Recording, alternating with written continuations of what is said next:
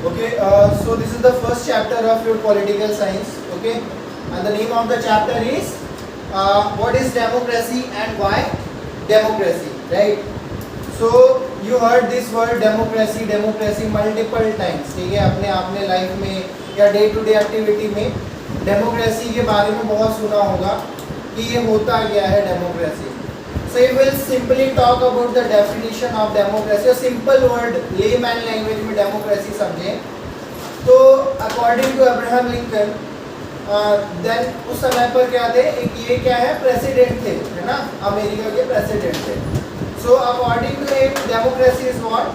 Democracy is a form of, ठीक है, it is a form of government, ठीक है, which is by the people, for the people and of the people, by the people, for the people and of the people. Okay, this is the definition of democracy. मतलब कि एक ऐसी सरकार, जैसे India की अगर हम बात करें, we'll talk about the India. So अगर हम इंडिया की बात करें तो डेमोक्रेटिक कंट्री इंडिया है कि नहीं है?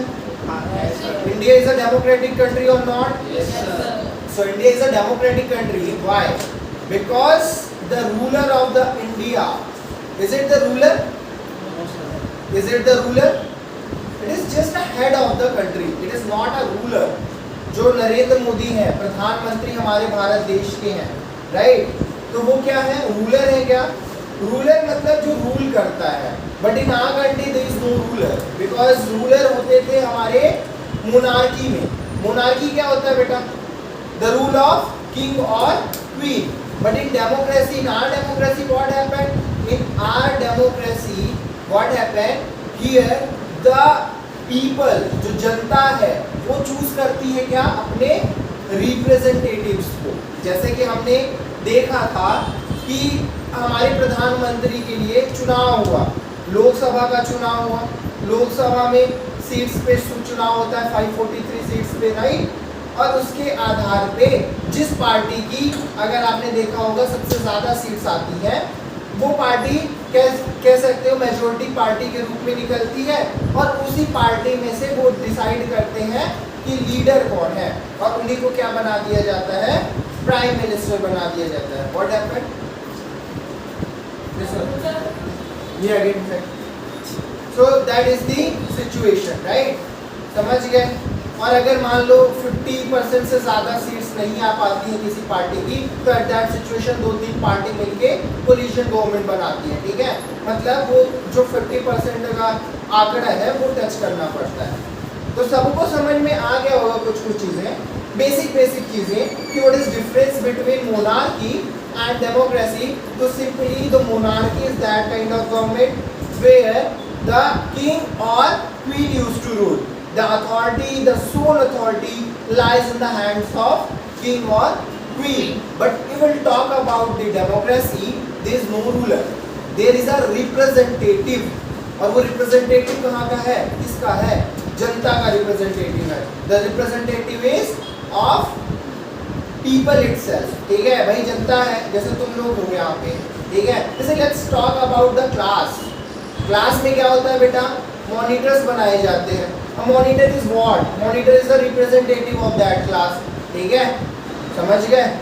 तो जैसे रिप्रेजेंटेटिव कैसे है? आप लोगों को रिप्रेजेंट करेगा, उस क्लास को रिप्रेजेंट करेगा, आप में से ही वो चुना जाएगा. ठीक है, तो उसको हम क्या बोल देंगे? रिप्रेजेंटेटिव.